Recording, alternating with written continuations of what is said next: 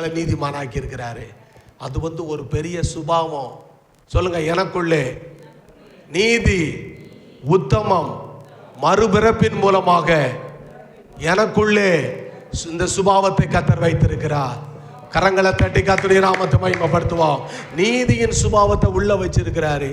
ஆகினாலே அவர் சொல்லும் போது 13:6 நீதி உத்தம மார்க்கத்தானை என்ன செய்யும்? தற்காக்கும்.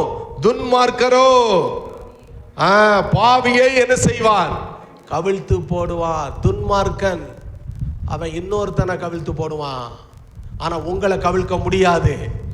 எத்தனை பேர் விசுவாசிக்கிறீங்க? ஏன்னா உங்க பக்கம் நீதி இருக்கிறது. அதனால அவன் உங்களுக்கு குழியை வெட்டுனான்னா அந்த குழியில் அவன் விழுந்துருவான். கர்த்தர் உங்களை பாதுகாக்கிறவன். அதனால இன்னொரு வசனத்தை அருமையானவளே நம்ம வாசிக்கலாம். நல்லொழுக்க ரீதியாக நேர்மையுள்ள ஒருவர் இருளிலும் வெளிச்சத்திலும் ஒன்று போல நடக்கிறார். முரண்பாடான எண்ணங்கள், வார்த்தைகள், செயல்களின் மூலம் பாருங்க இருமனம் உள்ளவர்களாய் இருக்க மாட்டார்கள். உத்தமமா நடக்கிறவங்க இருமனம் உள்ளவர்களா என்ன செய்ய மாட்டாங்க? இருக்க மாட்டாங்க. நீதிமொழிகள் 11ஆம் அதிகாரம் 11:13 வசனம். நீதிமொழிகள் 11ஆம் அதிகாரம் 13வது வசனம். புறங்கூறி திரிகிறவன் ரகசியத்தை வெளிப்படுத்துகிறான். ஆவியில் உண்மை உத்தமமாய் இருக்கிறவன் காரியத்தை என்ன செய்கிறான்? அடக்கி வைக்கிறான். ஆமென். அதனால நம்ம மனதை கண்ட்ரோல் பண்ணணும். நம்முடைய மனதை கண்ட்ரோலுக்குள்ள வச்சிருக்கணும். பரிசுத்த ஆவியானவருக்குள் நம்முடைய மனதை கட்டுப்பாட்டுக்குள்ள வச்சிருக்கணும். நம்முடைய மனதை கட்டுப்பாடு இழந்து போகும்போது என்ன நடக்கும்? ஆத்துமாவில் மனது கட்டுப்பாடு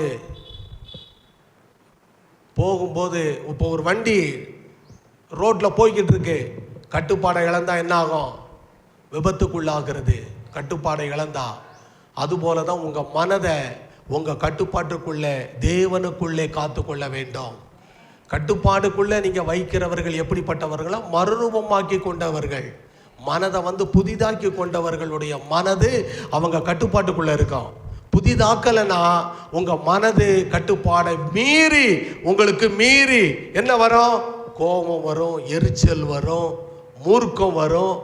இதெல்லாம் அருமையானவளே கட்டுப்பாடு மறுரூபமாக்கப்படாத மனது உள்ளவர்கள். ஆகையினால தான் இங்கே அவன் சொல்லும்போது அதை வாசிமா திரும்ப. புறங்கூறி திரிகிறவர்கள் ரகசியத்தை வெளிப்படுத்துகிறார்கள்.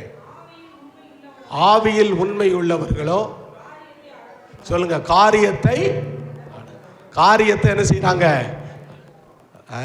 ஆண்டவர் சொல்றார், காரியத்தை மறைப்பது தேவனுக்கு மேன்மை, அதை ஆராய்வது யாருக்கு பெருமை?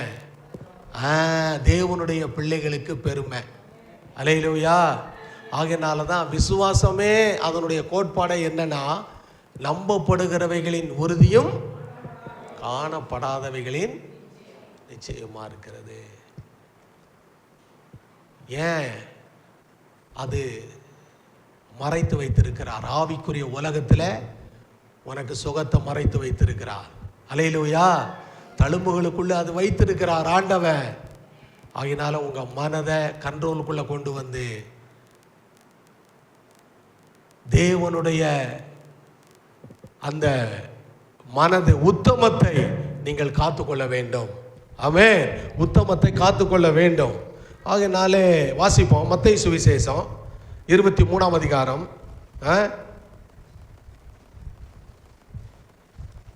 28வது வசனம். மத்தேயு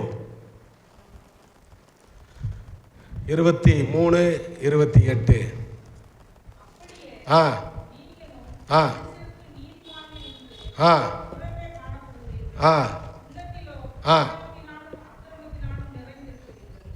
பாருங்க, இங்கே மாயக்காரரே 28, 23, 28 வாசிங்க. அப்படியே நீங்களும் ஆ ஆ ஆ ஆ மாயக்காரரே, வேதபாரகரே, பரிசேயரே, உங்களுக்கு ஐயோ. ஆ ஆ ஆ ஆ பண்பு இருக்க மாட்டீர்கள் என்று ஆகையால் ஆ ஆ ஆ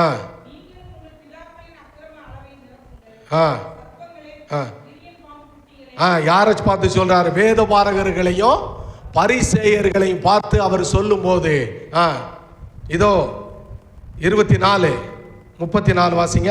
ஆகையால் ஆ ஆ ஆ ஆ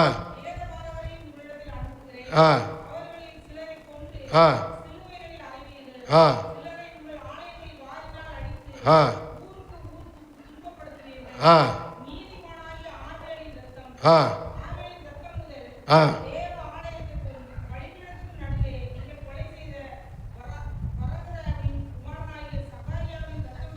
ஆ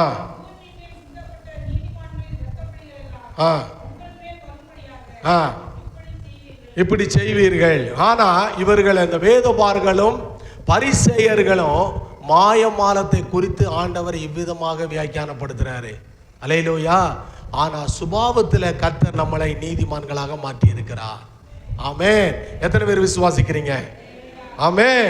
ஆகையினாலதான் சங்கீதம் வாசிப்போம் 15 யார் உம்முடைய சமூகத்தில் தங்கி இருக்க முடியும்? சங்கீதம்